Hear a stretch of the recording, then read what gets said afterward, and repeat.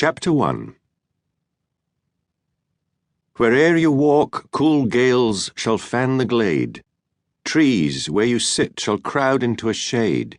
Where'er you tread, the blushing flowers shall rise, and all things flourish where'er you turn your eyes. Alexander Pope. It is a well-known fact that just when a man reaches his early 30s and thinks he is past love, that is when love turns the corner and knocks the feet from under him. That was what was about to happen to Police Sergeant Hamish Macbeth.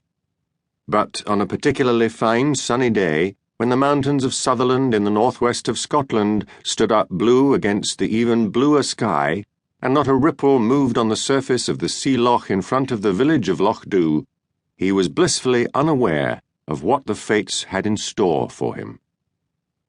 The only irritation in his life was the appointment of a constable to assist him, police headquarters in Strathbane having discovered that the small police station in Loch Dhu was an excellent way of getting rid of the deadbeats. Constable Dick Fraser was marking time until his retirement. He was a lazy, grey-haired man, but he had an amiable disposition, and since he'd arrived in Loch Dhu a month ago, there had been no crime at all, which suited him very well. Hamish learned that there was a relative newcomer, an elderly widow called Mrs. Colchester, who had bought an old hunting box some miles outside Braikie. During the winter he had meant to call on her, but somehow the days and months had slipped past. Dick was asleep in a deck chair in the front garden, his breath causing his grey moustache to rise and fall. "Get up!" snapped Hamish. Dick's pale blue eyes slowly opened. He struggled out of the chair and stood up. Most of his weight was concentrated on a beer belly. He was quite short for a policeman, dwarfed by Hamish, who was over 6 feet tall.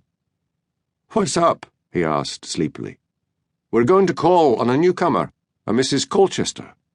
"Someone killed the old bitch?" asked Dick. "Why do you say that?" "I heard gossip she's considered poison.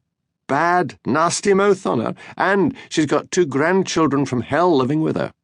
Also, she's right fed up, because Lord Growther, who used to own the place, left Buchan's Wood, the prettiest part of the estate, to the town of Braikie. Now some lass on Braikie Council has been appointed the Council Director of Tourism and the Environment, and she's been running tours to the wood. She's renamed it the Fairy Glen." "Where on earth did you pick up all this gossip?" marvelled Hamish. "You hardly move." "When you're out, people stop by the hedge for a wee chat. It does not, surely, take the 2 of us to go there."